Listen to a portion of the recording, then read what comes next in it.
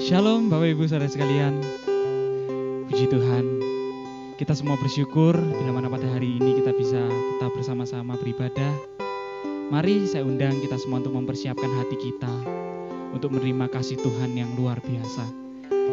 Kasih-Nya yang sempurna, yang senantiasa ada dalam kehidupan kita. Kami bersyukur Tuhan.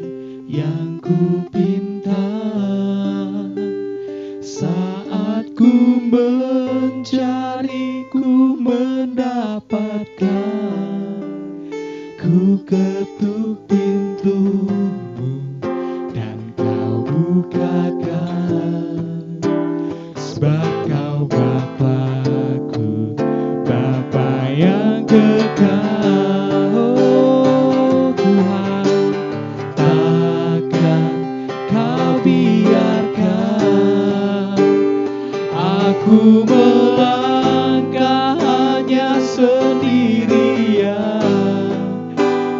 selalu ada bagiku,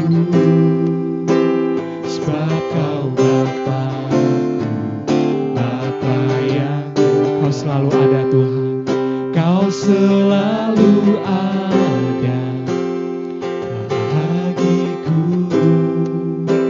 sebab Kau Bapa-Ku, Bapa yang Kau selalu ada, Kau selalu ada bagiku, sebab Kau Bapa-Ku, Bapa yang kekal. Ini kami Tuhan, Bapa yang kekal, hanya Kau Bapa kami Tuhan. Haleluya.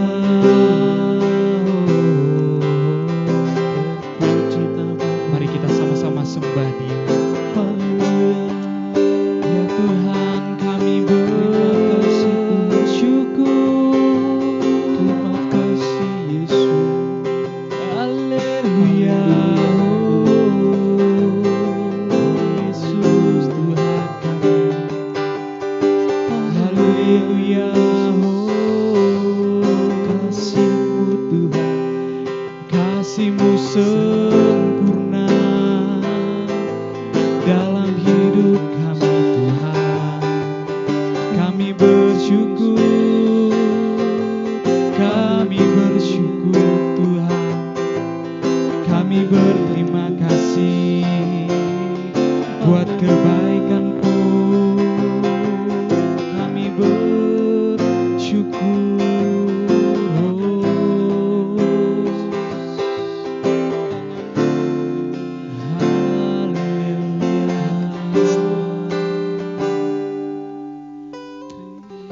Terima kasih Tuhan.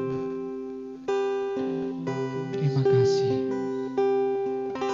Saat ini kami rindu Tuhan untuk benih firman-Mu itu tumbuh dalam kehidupan kami. Pimpin kami Tuhan Yesus.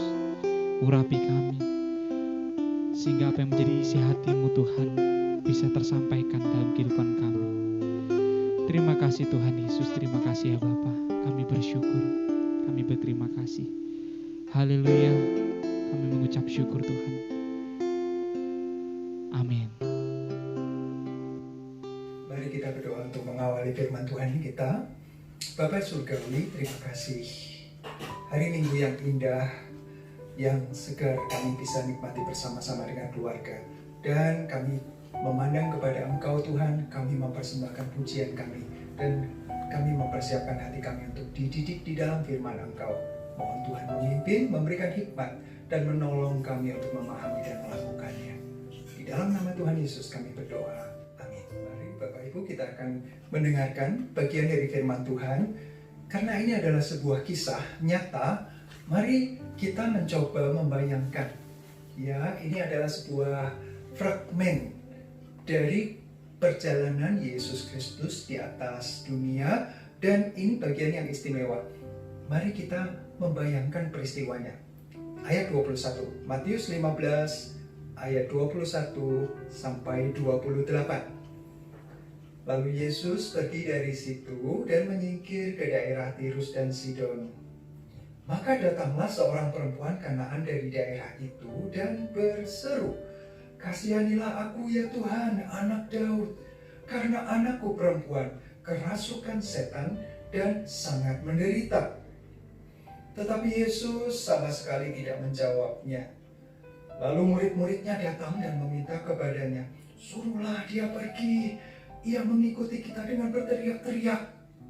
Jawab Yesus, "Aku diutus hanya kepada domba-domba yang hilang dari umat Israel." Tetapi perempuan itu mendekat dan menyembah Dia sambil berkata, "Tuhan, tolonglah aku."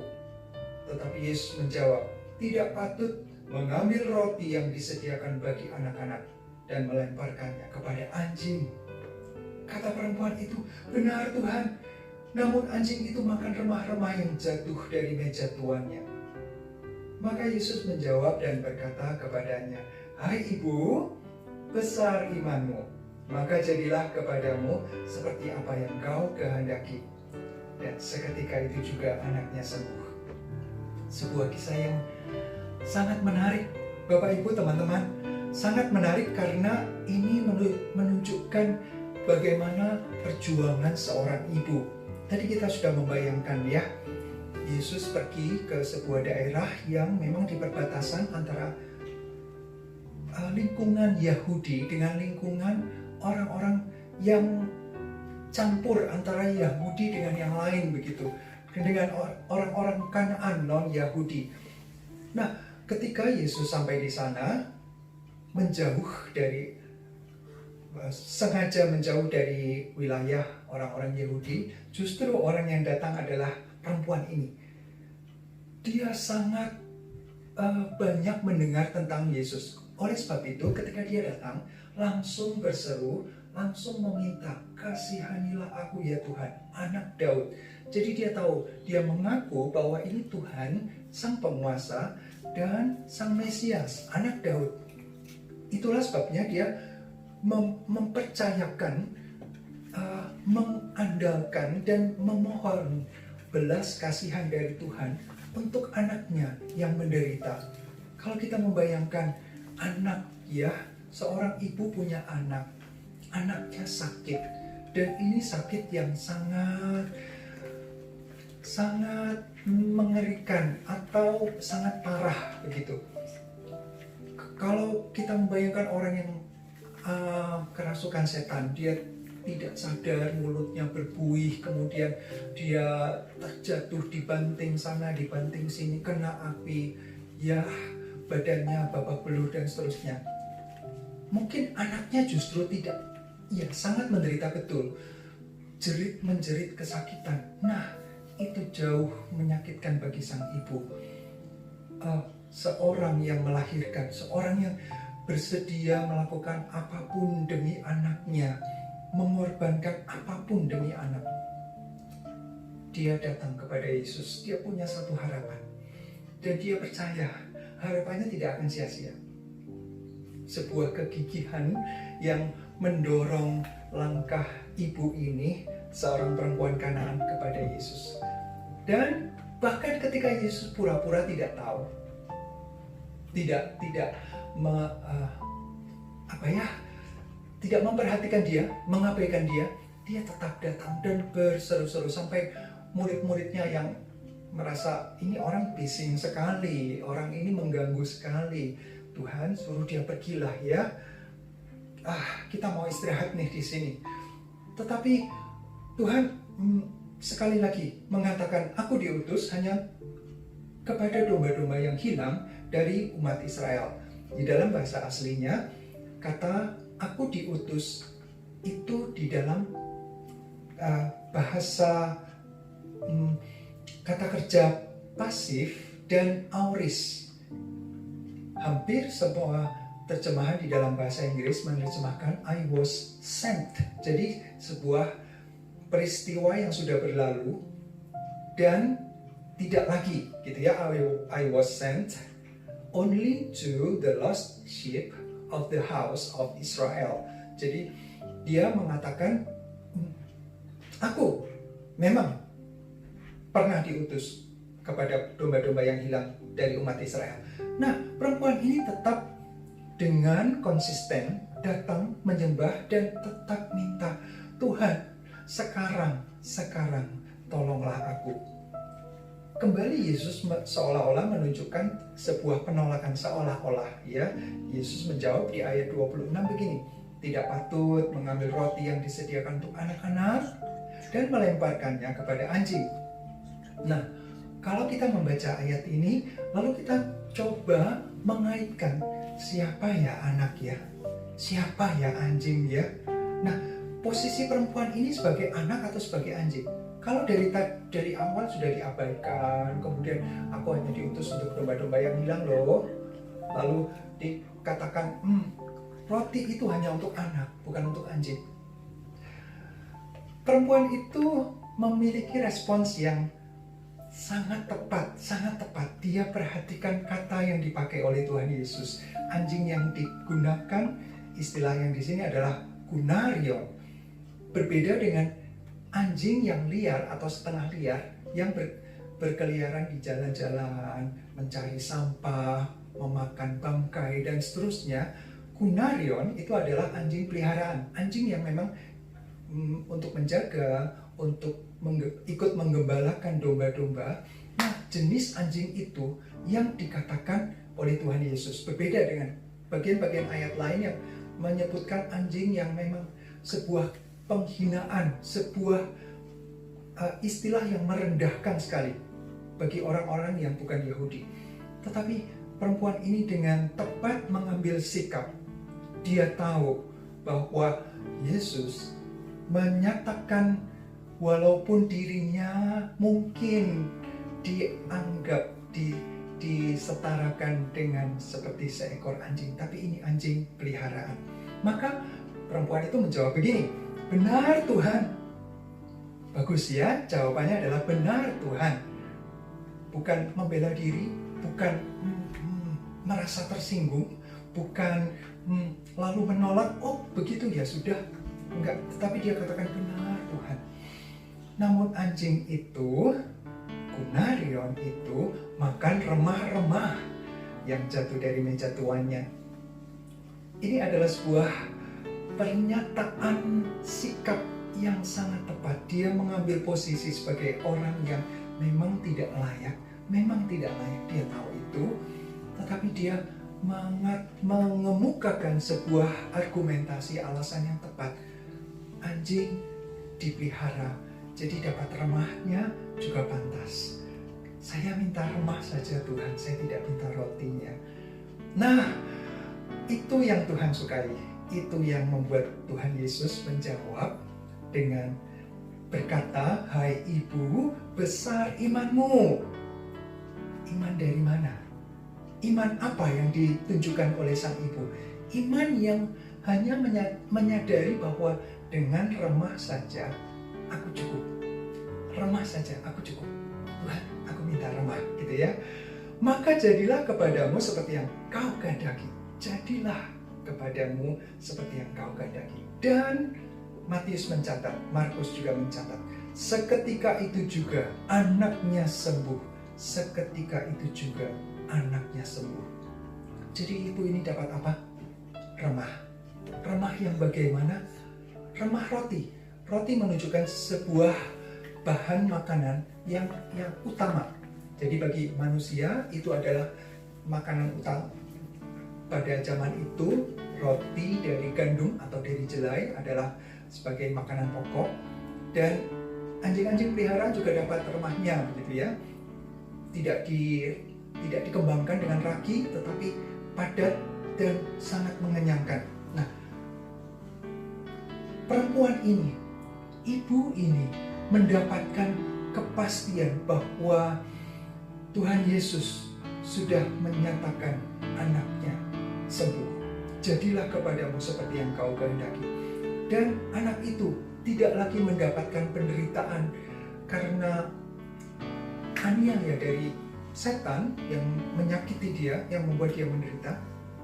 Ibu ini pulang melihat anaknya sembuh. Anak perempuan yang disayangi, anak yang menjadi buah hatinya, yang ketika dia menderita hatinya seperti tersayat-sayat. Aduh, akulah, jangan dia, aku sajalah yang menderita. Jangan anakku, dia masih kecil. Itu hati seorang ibu. Ibu manapun akan merasakan seperti itu. Nah, ketika jawaban itu diberikan, ketika apa yang dibutuhkannya, ini menjadi kebutuhan primer dalam kehidupannya, itu dijawab oleh Tuhan. Maka dia mendapatkan kepuasan, maka dia mendapatkan anugerah yang besar. Dalam kerendahan hatinya, dalam kasihnya kepada anak, dia mau melakukan apapun Tuhan. Dan dia tahu ini adalah Tuhan yang baik. Anak Daud itu, Sang Mesias itu datang untuk menyelamatkan. Dan dia mendapatkan bagian dari situ. Apa yang kita dapatkan dari firman Tuhan ini, Bapak, Ibu, dan Saudara? Sebuah kerendahan hati yang membuat Tuhan tergerak hatinya oleh belas kasihan dan menolong kita, memberikan apa yang kita butuhkan dengan cara yang tepat, dengan waktu yang tepat. Kalau di atas di Matius pasal 15 ayat 1 sampai dengan ayat 21 yang kita baca dan setelahnya, maka kita akan melihat perbandingan orang-orang Yahudi dan orang-orang ahli Taurat. Itu mereka merasa diri sebagai anak, pantas untuk mendapatkan banyak berkat rohani. Tetapi justru Tuhan mengatakan hal yang keras kepada mereka. Ya, mereka minta, kami ini sudah menjaga tradisi, kami ini sudah melakukan apa yang Tuhan kehendaki sampai detil. Tetapi Tuhan katakan, kamu melakukan yang tradisi, yang eksternal, yang legalitas, tetapi kamu tidak tahu makna yang sesungguhnya. Kamu tidak melakukan kebenaran yang diminta, yang esensi kamu tidak lakukan. Ya, hormati ayahmu dan ibumu. Itu lebih esensi daripada membasuh atau memberikan hak yang menjadi seharusnya untuk orang tua dipersembahkan kepada bait suci. Tidak, itu tetap bagian yang harus penghormatan. Itu adalah perintah, kamu justru tidak lakukan. Dan kata-kata yang keras, ya, berikutnya Tuhan Yesus juga mengatakan kamu pemimpin yang buta, dan berbahaya sekali orang-orang yang kamu pimpin juga akan mengalami celaka, gitu ya. Ada orang-orang yang menganggap diri anak, maka doanya itu doa yang seolah-olah memerintah Tuhan. Tuhan, saya sudah melakukan ini. Sekarang saya menuntut bagian Tuhan untuk melakukan bagian Engkau. Janji Tuhan. Mari kita melakukan pendekatan seperti perempuan Kanaan ini. Dengan kerendahan hati dia datang dan meminta. Ya, Tuhan justru menolak orang-orang Farisi. Tuhan justru menjauhkan dari orang Farisi dan ahli Taurat, datang kepada orang-orang yang rendah hati seperti ini. Dan berikutnya ada mujizat yang dilakukan oleh Tuhan Yesus. Ya, banyak orang sakit disembuhkan setelah peristiwa ini. Tuhan Yesus kembali ke daerah tengah Yerusalem dan sekitarnya. Kemudian Tuhan memberi makan 4.000 orang. Dan itu pasti bukan orang Yahudi saja. Ada orang-orang Yunani di sana, ada orang-orang Kanaan di sana. Dan mereka mendapatkan berkat juga. Tuhan tidak membedakan anugerahnya. Tuhan melihat hati. Dan mari kita sekarang memeriksa hati kita. Apakah kita merasa diri pantas sebagai anak? Sesungguhnya, sebenar-benarnya kita bukanlah anak yang pantas mendapatkan berkat anugerah dari Tuhan. Kita berdosa, kita sudah meninggalkan, kita berontak kepada Tuhan. Tetapi anugerah Tuhan, anugerah kembali. Kita adalah orang-orang yang diadopsi, kita adalah orang-orang yang dicangkokkan kepada pokok anggur yang benar. Pantas karena kita tampan, cantik, kaya, pandai, cerdas, berhikmat? Bukan, sama sekali bukan. Tapi karena anugerah. Mari kita datang kepada Tuhan, menyatakan, Tuhan, saya bukan siapa-siapa, saya bukan apa-apa, tetapi saya membutuhkan. Ada pergumulan yang saya hadapi saat ini. Di tengah pandemi, ada begitu banyak kesulitan. Orang tua yang harus memikirkan masa depan anak-anak yang belajar, orang-orang muda yang kuliah dan mulai berkarya, mungkin memandang gelap ke depan. Namun ketika kita percayakan, Tuhan, saya datang kepada orang yang tepat, saya datang kepada pribadi yang tepat, saya datang kepada Tuhan, Sang Penguasa, saya datang kepada Sang Mesias yang menyelamatkan, yang menebus, dan yang memberikan kecukupan, apa yang menjadi kebutuhan, memberikan sukacita di tengah pergumulan, di tengah penderitaan. Tuhan selalu mengaitkan ya di dalam keluarga. Tadi di awal, di ayat-ayat awal itu tentang hormati ayahmu dan ibumu. Kemudian tentang ibu yang punya kasih yang begitu mendalam kepada anaknya. Relasi dari keluarga itu menjadi bagian yang penting dalam kehidupan kita. Mari kita dengan membawa keluarga, mari kita datang kepada pribadi yang tepat, yaitu Tuhan Yesus. Menyatakan bahwa harapan kami, persandaran kami hanyalah Engkau Tuhan. Mari kita mengambil sikap itu. Dan ketika saya pamit dari Batam untuk kembali ke Malang, teman-teman, kepala sekolah, guru di sekolah di mana saya melayani, teman-teman yang menjadi sahabat, mereka menyanyikan sebuah lagu yang dari dulu memang saya suka, tetapi saya tidak tahu bahasa Indonesianya. Nah, itu dinyanyikan di dalam bahasa Indonesia. Jadi saya mendapatkan insight baru. Oh, maksudnya begini, bagus sekali. Nah, kita akan mendengarkan sebentar lagi lagu itu, dan itu selalu berkumandang di telinga saya. Hanya anugerah Tuhan, hanya anugerah Tuhan. Bukan karena saya baik, bukan karena saya pandai, bukan karena saya kuat, tetapi karena anugerah. Langkah-langkah hidup saya kemana? Saya tidak tahu. Tetapi kemanapun ada anugerah Tuhan di situ. Ada kasih karunia yang tidak pernah lepas dalam kehidupan kita. Mari kita nikmati pujian ini dengan sungguh-sungguh meresapi. Ya, grace alone, hanya karena anugerah. Dengan sikap hati seperti perempuan Kanaan, Sirofenisia ini, mari kita menikmati anugerah Tuhan. Sederhana, namun itu cukup, sangat cukup dalam kehidupan kita.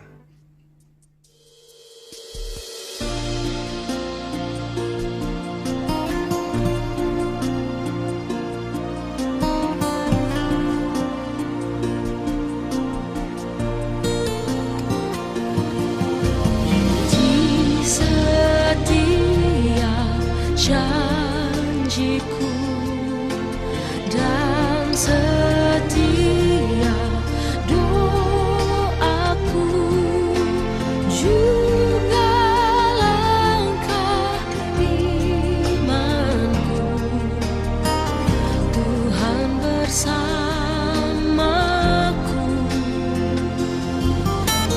Tiap gunung ku tempuh, harapanku pun teguh. Rahmat Tuhan beserta untuk selamanya.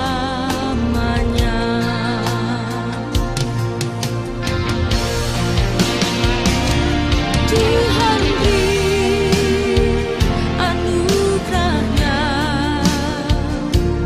Tuhan beri kuasanya.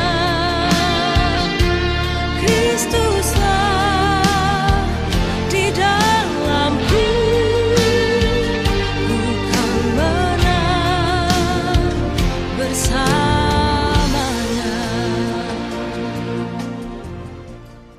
Mari kita berdoa. Bapa di surga, terima kasih. Kami sungguh menghargai Engkau Tuhan, pribadi yang tidak pernah salah, namun penuh dengan kasih, memampukan kami, memelihara kami. Apa yang menjadi kebutuhan kami, apa yang menjadi rencana Engkau, itu terjadi dengan cara yang indah, dengan waktu yang tepat.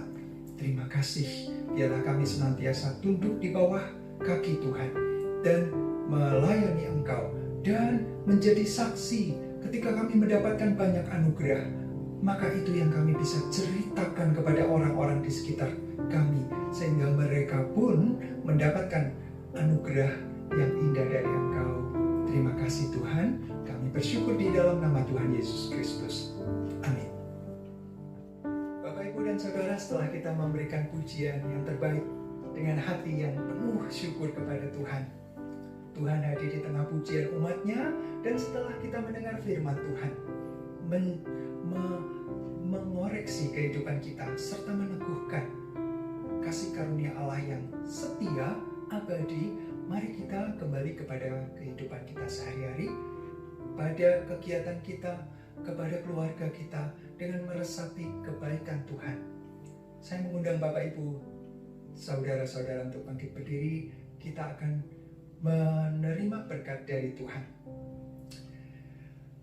Kiranya Allah Bapa yang penuh dengan kasih setia menolong kita untuk hidup di dalam anugerah-Nya dan penuh dengan syukur kepada Allah Sang Pemelihara yang agung.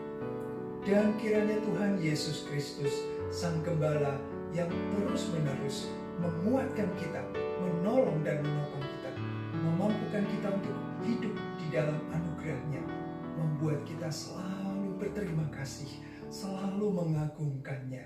Dan kiranya Allah Roh Kudus, Roh kebenaran, firman Tuhan yang menjadi bagian dalam kehidupan, memampukan kita untuk menikmatinya, merindukannya, dan melakukannya dengan kuasa yang dari Allah Roh Kudus. Terimalah berkat dari Allah Tritunggal ini di dalam nama Tuhan Yesus Kristus.